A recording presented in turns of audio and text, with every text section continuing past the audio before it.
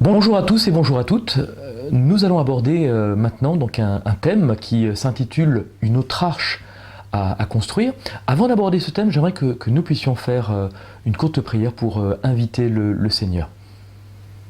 Père éternel, je te remercie de cette opportunité de présenter ce message ô combien important pour nous qui sommes à la fin des temps. Que tu puisses nous éclairer, que tu puisses nous conduire dans la compréhension de ce que nous devons mettre en place au niveau pratique, la compréhension de ton message pour nous qui sommes à la fin des temps, que tu puisses vraiment nous éclairer et nous conduire dans tous les domaines. C'est ma prière au nom de ton Fils Jésus-Christ. Amen. Le premier passage que j'aimerais prendre en introduction est tiré du chapitre 24 de Matthieu au verset 37. Et Jésus nous interpelle et déclare « Ce qui arriva du temps de Noé arrivera de même à l'avènement du Fils de l'homme ». Et on voit ce parallèle que Jésus fait entre ce que Noé a vécu et nous qui sommes arrivés précisément à la fin des temps. Et Dieu, la question qu'on peut se poser, Dieu nous aurait-il donné un message pour le monde de la même façon qu'il a donné un message à Noé? Dieu va-t-il envoyer des hommes et des femmes pour prêcher comme Noé? Nous sommes nés en tant que mouvement pour donner un message similaire à celui de Noé et aussi clair. Dans le chapitre 11 d'Hébreux, au verset 7, nous lisons « C'est par la foi que Noé, divinement averti des choses qu'on ne voyait pas encore, et saisi d'une crainte respectueuse, construisit une arche pour sauver sa famille. C'est par elle qu'il condamna le monde et devint héritier de la justice qui s'obtient par la foi. » Nous voyons au travers de ce verset que Noé n'a pas seulement prêché, il a également travaillé de ses mains. Il a fallu qu'il abatte d'immenses arbres pour en faire des poutres, pour les assembler, pour construire ce bateau. Et c'était un ouvrage magnifique. Et le but de Dieu, lorsqu'il demanda à Noé de construire une arche, était de lui donner un moyen de salut, un refuge, alors que la tempête, alors que le déluge allait surprendre toute la terre. Qui a été sauvé par ce moyen? Les seuls survivants du déluge ont pu survivre grâce à l'arche qui fut construite par Noé et sa famille. Nous sommes aujourd'hui à une époque similaire et le monde n'est pas préparé d'ailleurs à ce qui va arriver. Et comme dans les temps de Noé, comme nous pouvons lire dans les évangiles, donc Matthieu chapitre 24 et dans les évangiles parallèles, nous pouvons voir que à la fin des temps, les hommes mangeaient, les hommes buvaient, ils plantaient, ils construisaient, ils se mariaient. Donc on a une manière de voir les choses très similaire à celle qu'il y avait du temps de Noé. Et je dirais même plus que cette description est peut-être beaucoup plus ciblée et concerne plus la situation de l'Église. Nous ne parlons pas forcément du monde en règle générale, mais également de la situation de l'Église chrétienne à cette fin des temps qui, finalement, on a oublié cette mission première qui est celle de préparer un peuple et d'annoncer le retour de Jésus. Et nous voyons au travers de différents textes que nous pouvons lire dans différents livres d'Ellen White, que les syndicats jouent un rôle prépondérant et non négligeable à la fin des temps. Les syndicats qui s'unissent avec l'Église pour mettre en œuvre différentes lois, notamment des lois coercitives. Voilà une puissance qui est en train de se mettre en œuvre et de renaître de ses cendres également.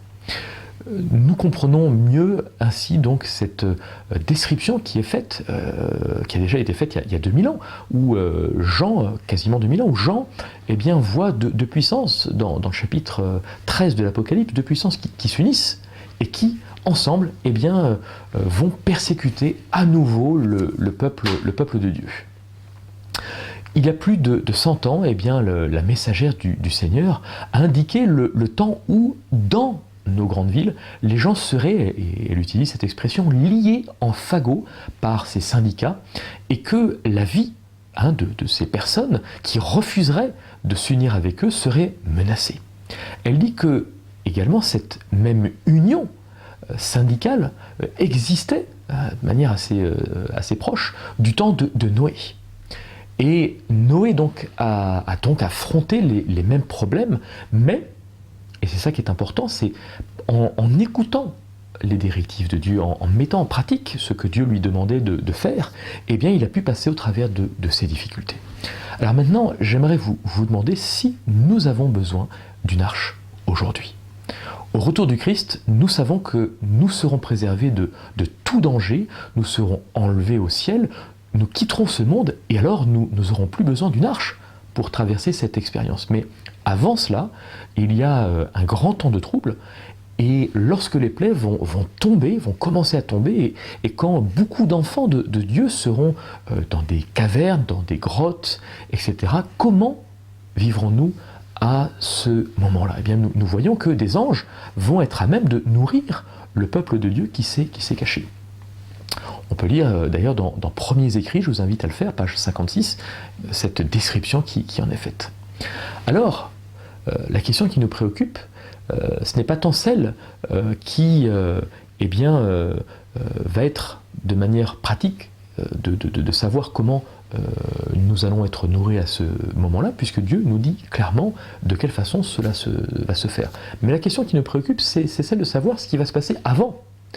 Nous avons donc le grand temps de trouble, mais avant ce grand temps de trouble, il y a ce que nous appelons un petit temps de trouble. Et c'est pendant cette période que nous allons peut-être devoir mettre en place des choses différentes de cette seconde période. Et c'est ce que nous allons voir précisément, parce que les choses vont aller en s'intensifiant avant la fin du temps de grâce, un temps de danger, de persécution qui précède immédiatement les lois du dimanche. Eh bien, comment allons-nous traverser ce temps-là? Donc au chapitre 13 du livre de l'Apocalypse, nous voyons une description de ce qui va se mettre en place. Et le verset 16 parle de la bête à deux cornes, qui symbolise les États-Unis, où nous pouvons lire, donc Apocalypse chapitre 13, verset 16, elle fait que tous, petits et grands, riches et pauvres, hommes libres et esclaves, reçoivent une marque sur la main droite ou sur le front. Ainsi donc, l'objectif de cette puissance est de permettre à l'ensemble de la planète de recevoir cette marque. Allez-vous recevoir cette marque? Eh bien, je dirais non, si nous avons fait ce qu'il fallait. Dieu, dans le chapitre 14 de l'Apocalypse, nous dit de nous prémunir, de ne pas accepter cette marque. Parce que ce sera une question de vie ou de mort, non pas vie ou mort physique, mais vie ou mort éternelle. Et nous boirons à ce moment-là, si nous acceptons du vin de la fureur de Dieu, si nous recevons cette marque. Et au chapitre 15, au verset 2, Jean voit dans le ciel un groupe de saints qui ont eu la victoire, donc sur la bête et son image, et sa marque et le nombre de son nom. Donc c'est-à-dire que la description de ce groupe nous montre qu'ils ont refusé, qu'ils ne l'ont pas accepté, donc ils n'ont pas reçu cette marque de la bête et de l'image de la bête. Alors la question, donc, qui est importante, donc s'il y a donc une période avant la fin du temps de grâce où vous ne pourrez ni acheter, ni vendre, ni acheter pour manger ou autre, de quelle aide vous sera la promesse de savoir que pendant le grand temps de trouble, eh bien, vous serez nourris par Dieu si vous n'avez pas fait avant ce qu'il fallait. Et là, nous allons rentrer dans le concret par rapport à cette interrogation. Et ce qui est intéressant de voir, c'est que du temps de Noé, eh bien, après le déluge, il y avait donc un arc-en-ciel. Mais pour voir cet arc-en-ciel, il fallait traverser le déluge. Et pour traverser le déluge, eh bien, il a fallu à Noé, donc de prêcher, certes, mais de construire cette arche. Et je pense qu'une tempête, c'est ce que nous lisons au travers de la parole de Dieu, au travers de très nombreux textes d'Ellen White, eh bien nous sommes en train de commencer à vivre les prémices d'une tempête qui s'annonce et qui va aller en augmentant, et peu de gens réalisent comment ils vont la traverser. Ils pensent en effet que eh bien, le Seigneur va prendre soin d'eux d'une manière ou d'une autre. En d'autres termes, eh bien, ils espèrent eh bien, qu'ils vont traverser le petit temps de trouble de la même façon qu'ils vont traverser le grand temps de trouble. Alors maintenant, supposons que Noé, au sujet de sa prédication, ait dit, eh bien, ok, donc un déluge s'annonce, un déluge va frapper toute la terre, préparez-vous. Et puis, supposez qu'il a dit, bon, j'ai pas besoin de construire une arche, Dieu va s'occuper de tout. Dieu va prendre soin de nous, j'ai pas besoin de construire une arche. Et imaginez le dire à ses fils, nous n'avons pas assez de temps pour construire un bateau, parce qu'il est si important de sortir, il est si important de prêcher pour dire au monde eh bien, qu'un déluge vient. Que se serait-il passé? Ça ne serait pas logique.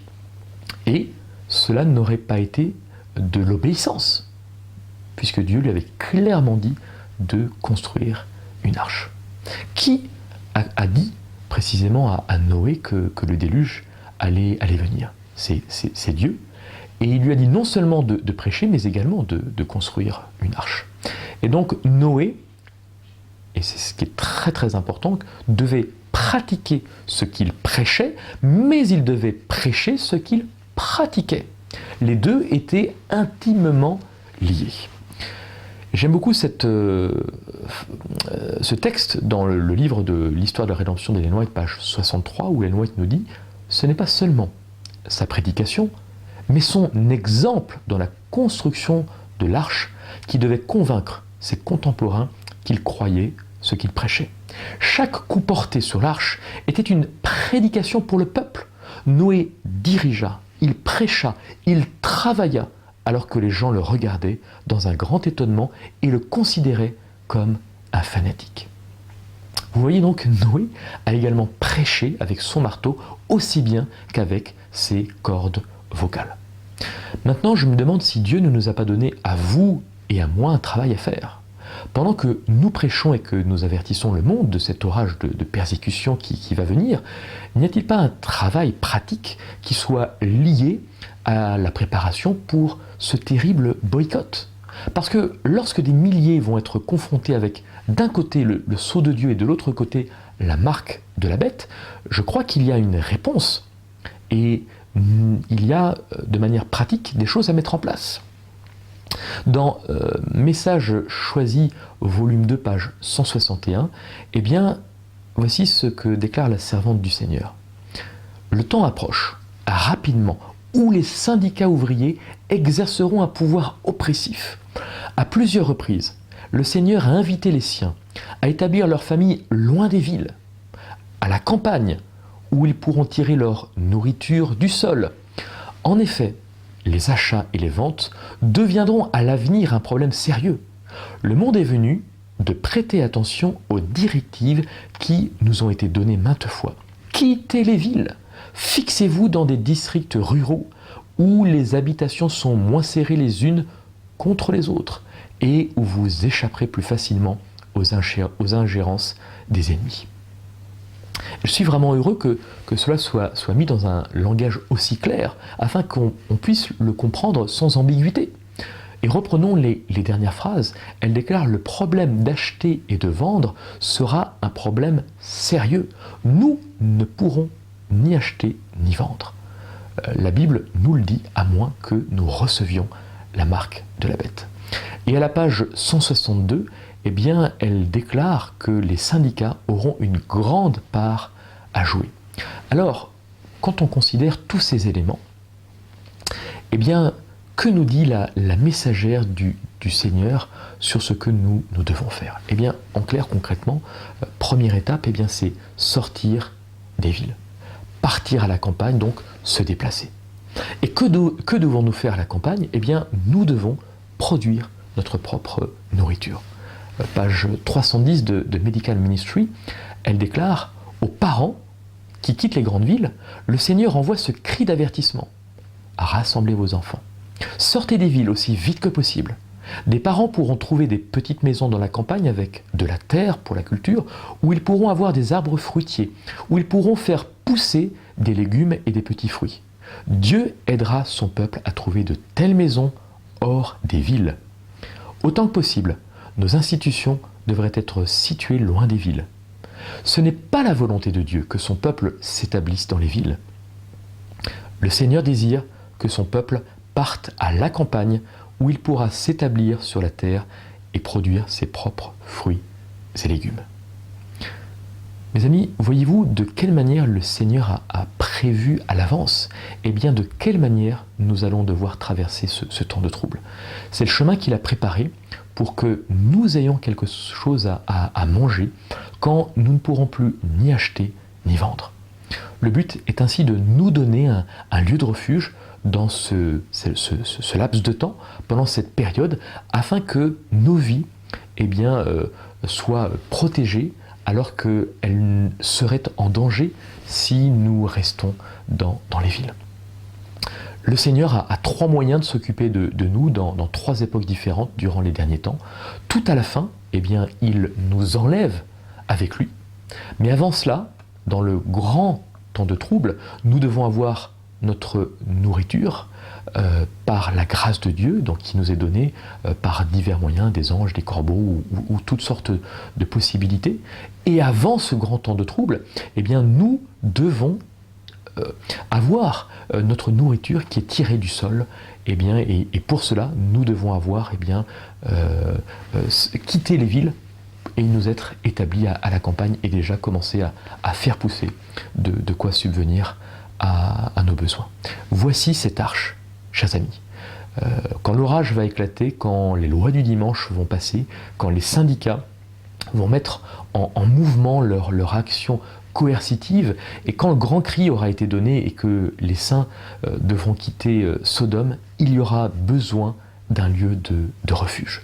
Et nous devons construire dès à présent des lieux de refuge pour aussi ces personnes qui auront à quitter ces villes, ces véritables chrétiens qui comprendront alors que justement c'est le moment de quitter ces villes. Et nous avons également une mission de responsabilité en les accueillant et en subvenant également à ces besoins.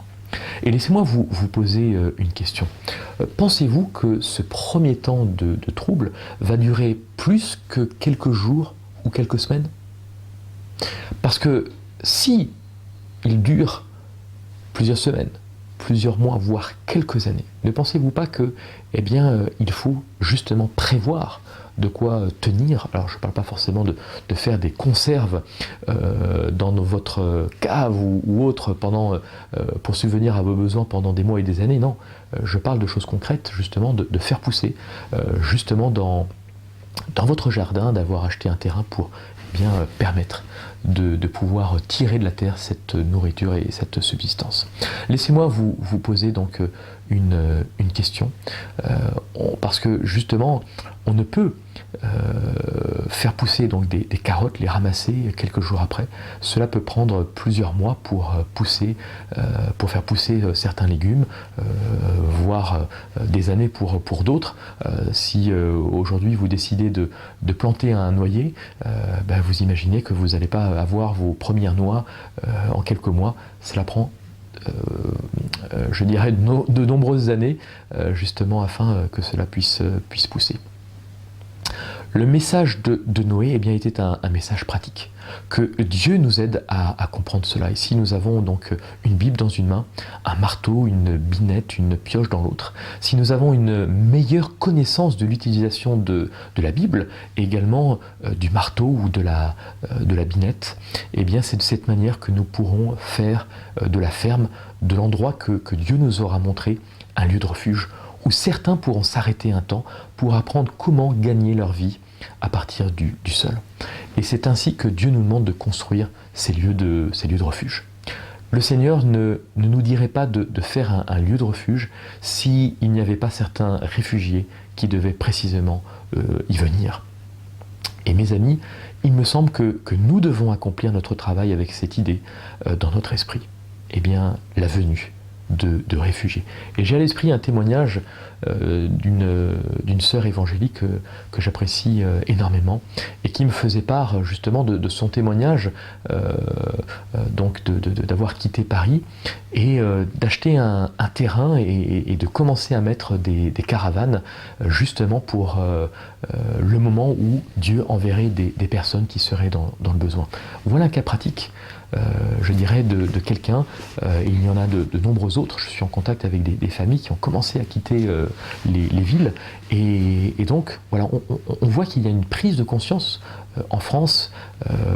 Je vois, j'ai des retours de témoignages en Inde, en Ukraine, en Amérique centrale, aux États-Unis, etc., en Afrique. On voit qu'il y a vraiment une prise de conscience de cette nécessité de sortir des villes. Cela a dû être quelque chose de merveilleux pour les trois fils de Noé, Sem, Cam, Japheth. Et quand ils ont vu les premiers animaux, un couple d'éléphants, un couple de lions, etc., venir, et après tous les animaux venir au fur et à mesure, eh bien, ça a dû être un spectacle extraordinaire. Et ils ont vu, eh bien, l'accomplissement de la promesse. Et ils ont vu que, justement, ils ont construit l'arche par la foi, sans savoir, sans voir la réalisation, je dirais, pendant cette construction. Et une fois cette arche construite, eh bien, cela a dû être une chose extraordinaire de voir, eh bien, cette promesse se réaliser peu à peu, voir tous ces animaux rentrer dans l'arche, et puis ensuite de voir la pluie tomber, et donc réaliser ce que Dieu leur avait déjà annoncé à l'avance. Quand les réfugiés viendront, eh bien, nous devons être comme les enfants de Noé, et comme Noé, qui ont tout préparé d'avance, du foin pour les animaux ou de la nourriture pour ceux qui vont avoir besoin, eh bien, de manger, de se vêtir, ou que sais-je encore. Est-ce que vous allez leur dire, eh bien, je suis désolé, non, j'ai à peine de quoi subvenir à mes besoins, j'ai pas eu le temps de préparer, je m'y suis pris au dernier moment. Est-ce que c'est le type de réponse que nous pouvons donner à ceux que Dieu va nous envoyer? Bien sûr que non. Nous devons donc, eh bien, nous préparer. Et ce qui est extraordinaire dans cette préparation, eh bien, c'est une préparation où le don de soi, où nous devons penser à l'autre également, tout autant que nous devons penser à notre famille pour la protéger. C'est pas en protégeant notre famille en se disant « Ah ben c'est bon, j'ai mis au moins les miens à l'abri, c'est bon, mon travail, ma mission est accomplie ». Non, cette mission va bien au-delà. C'est-à-dire que le but, c'est pas d'acheter 1000 mètres carrés où on se dit « Allez, on va se débrouiller juste pour nous, et au moins c'est bon, on va pouvoir joindre le debout ». Dieu nous appelle à avoir une vision plus large, sans forcément, je dirais, avoir les moyens d'acheter 100 hectares. Mais cette préparation doit se faire vraiment dans la prière, dans le discernement, pour savoir quand partir, à quel moment vendre, et pour savoir exactement où aller, à quel endroit, eh bien, acheter, et quel terrain acheter. Voilà, tout cela, c'est important de relier avec ce que nous avons commencé à mettre en place avec le groupe de prière, parce que nous pouvons décider de partir sur un coup de tête et puis faire, je dirais, des erreurs terribles de discernement sur les endroits, eh bien, où nous pouvons atterrir. C'est pas le tout de partir à la campagne, le tout c'est de le faire au bon moment. Et le tout, c'est de le faire surtout, je dirais, au bon endroit, et avec une préparation qui aille de pair. Parce que si vous allez à la campagne, mais que vous êtes incapable de planter une carotte, un radis, ou que sais-je encore, c'est bien d'être à la campagne, mais vous allez avoir un terrain sur lequel vous allez, je dirais, n'avoir aucune culture, et donc ça ne va pas vous servir à grand-chose. Donc tout cela doit se faire vraiment dans la consécration, la prière, et c'est pour ça que je vous invite à créer autour de vous, et chez vous ou autres, des groupes de prière, pour qu'en petits groupes, vous puissiez, eh bien, mettre tous ces sujets-là en prière, pour que Dieu puisse éclairer chacun. Et c'est pour ça que nous avons procédé à tous ces enregistrements, parce que des fois on peut être isolé, ou à 3-4, et se dire, bon, on n'est pas toujours équipé pour animer une étude ou autre. Et le but de ces groupes, est également donc a pour objectif, pour mission, de permettre à n'importe quelle personne, que vous soyez seul, en famille ou à plusieurs, eh bien de pouvoir commencer à mettre le pied à l'étrier et d'avoir un support pour je dirais intercéder, pour étudier, pour comprendre quelle doit être notre préparation aujourd'hui. Parce que la préparation ou tout du moins la manière dont nous avons peut-être compris les choses ces quelques dernières années, aujourd'hui doit peut-être être complètement remise en question. Et Ellen White nous dit que nous devons beaucoup plus désapprendre avant d'apprendre. Et il y a peut-être de nombreux domaines dans notre vie où nous devons revoir les choses, mettre les choses à plat et partir dans des directions que Dieu va nous montrer. Donc tout cela doit et ne peut se faire qu'avec un esprit de prière. Donc voilà, cette construction de l'arche, elle est tout aussi importante que la construction que Noé va faire à son époque. Nous devons prêcher, nous devons construire également cette arche, et l'un ne va pas sans l'autre. Que nous puissions donc, que Dieu puisse nous éclairer dans cette construction, dans cette préparation pour nous montrer exactement le type d'arche que nous devons avoir. Et dans Medical Ministry, Ellen White nous donne une image peut-être un peu plus complète, globale de cela. À la page 308 et 309, elle nous montre que l'arche est un petit programme complet en miniature que Dieu a donné à notre peuple et qui peut être établi à l'extérieur de chaque ville, donc une ferme, une école, sur cette ferme, un petit sanatorium en relation avec la ferme et un centre évangélique.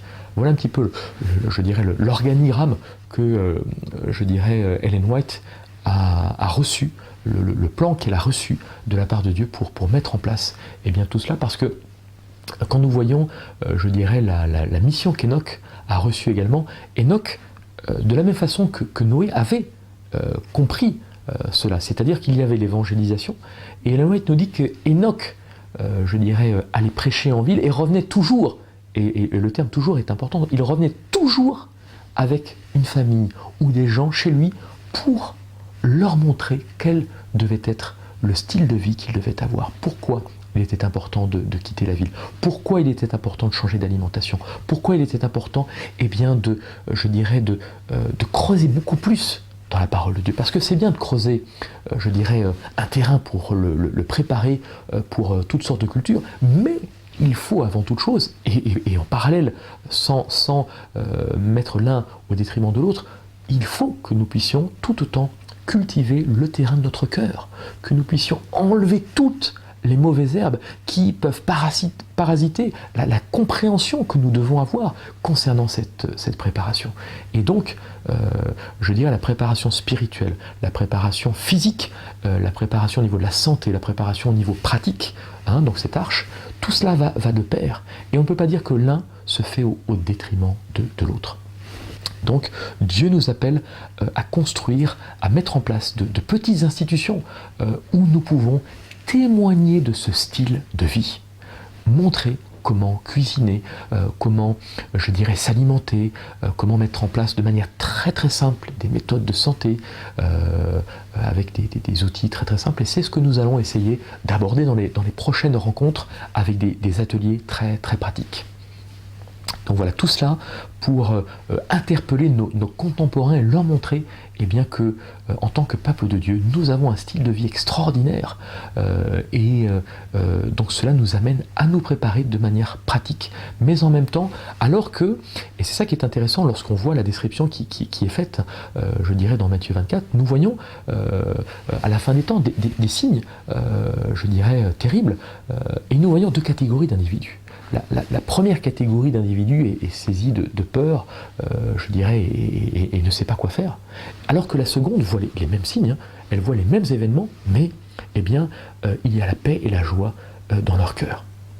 Et on voit qu'en fonction, nous avons les mêmes événements, mais en fonction de la manière dont Christ aura pu permettre cette transformation de notre cœur, nous allons voir les événements de manière complètement différente. Nous avons eu des attentats donc en France terribles, et il ne faut pas sombrer dans la psychose.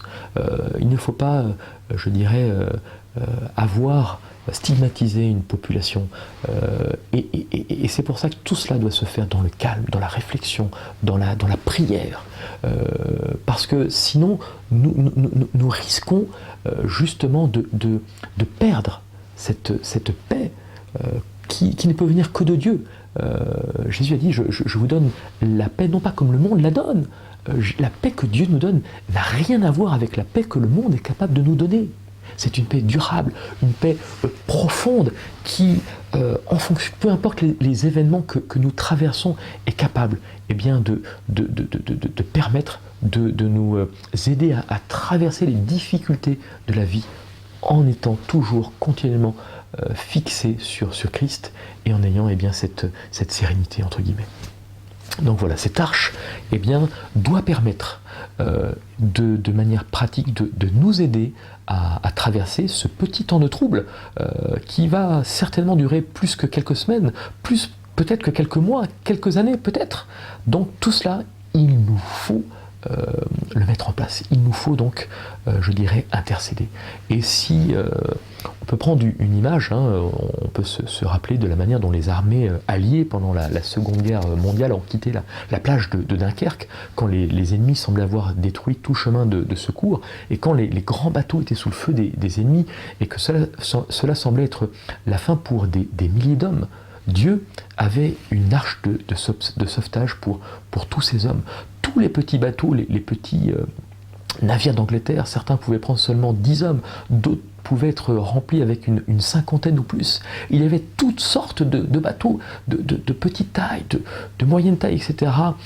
Vitesse, capacité, etc. Tout cela, ont fait un aller-retour incessant. Ils ont pu sauver la vie d'une armée. Tous ces petits bateaux, ces centaines de petits bateaux, voilà cette image.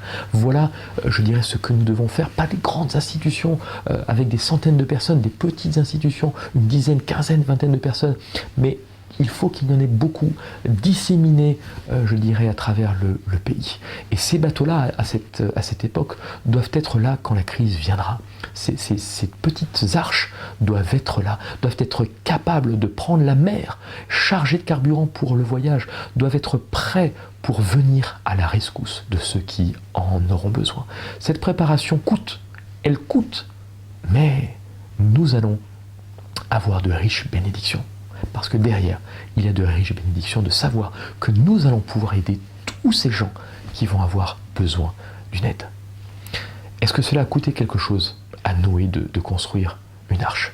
Et dans Patriarches et Prophètes, à la page 95, nous pouvons lire « Il a donné au monde un exemple de croire à ce que Dieu disait. Tout ce qu'il possédait, il l'a investi dans l'arche. » Combien? Tout ce qu'il possédait, il l'a investi dans l'arche.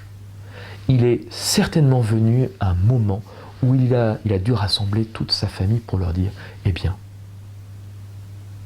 chéris, mes enfants, il va falloir que nous dépensions le moindre centime, tout ce qui nous reste, tout ce que nous avons à la banque pour acheter un dernier sac de clous. » Tout ce qu'il avait, Noé a tout investi. Les meubles, les maisons, les terres, tout ce qu'il avait, il l'a investi dans l'arche. Les gens de son temps étaient sûrs que cet homme était fou, que la religion de cet homme lui avait monté à la tête. Mais quand la pluie a commencé à tomber, quand l'eau a commencé à monter et que les hommes ont jeté leur argent partout dans le désespoir, alors que le déluge était tout autour d'eux, Noé, lui, n'a pas eu la douleur de voir que ses billets jusqu'au dernier, il avait tout mis dans l'arche. Tout ce qu'il possédait, Noé a tout mis dans ce projet. Ainsi donc, nous devons investir pas seulement notre argent, mais nous devons investir de notre temps. Nous devons investir toute notre énergie, notre cœur dans ce projet. Nous ne pouvons pas faire les choses à moitié. Il nous faut nous concentrer maintenant donc pour cette construction de l'arche, rassembler les différentes parties de cette arche. Nous avons tous des dons, des talents différents. C'est pour ça que nous devons aussi prier pour que nous puissions rencontrer les personnes, pour qu'en synergie, nous puissions tous ensemble travailler dans un même esprit, travailler dans une même dynamique, dans un même objectif, qui est celui de prêcher, mais qui est celui également de construire cette arche. Si nous, comme Noé, si nous nous engageons dans cette démarche, à construire cette arche, à vouloir sauver les autres, eh bien, cette arche de Dieu va nous porter en toute sécurité lorsque l'orage éclatera. Que Dieu nous donne la sagesse, le discernement, mais également la force d'aller de l'avant. Et que rien ne nous détourne de cette mission. Parce que c'est la dernière mission que Dieu demande à son peuple, celle de construire cette arche, celle de prêcher le message des 3 anges d'Apocalypse 14. Nous devons demander et nous devons prêcher afin qu'un peuple puisse sortir de Babylone. Et si ce peuple sort de Babylone, où ira-t-il si nous n'avons pas construit ces différentes arches? Que Dieu nous vienne en aide, que Dieu nous inspire et que nous puissions prier, intercéder les uns pour les autres, parce que c'est ensemble et seulement ensemble que nous pourrons accomplir cette mission. J'aimerais terminer par une prière. Seigneur Dieu, tu es riche en miséricorde, tu es riche en bonté, tu es patient envers nous. Nous avons perdu beaucoup de temps, Seigneur, et je te demande vraiment de nous pardonner, parce que nous voulons, Père éternel, nous humilier de ce que nous n'avons pas écouté les conseils que tu as donnés. Nous voulons nous humilier, Seigneur, parce que nous avons pensé que ces temps seraient loin, ou que nous allions nous en sortir d'une manière ou d'une autre, peut-être par nos propres moyens, ou que, ça serait ton problème. Mais Père éternel, tu nous invites, à ouvrir les yeux sur notre propre condition, sur notre propre état de Laodicéen.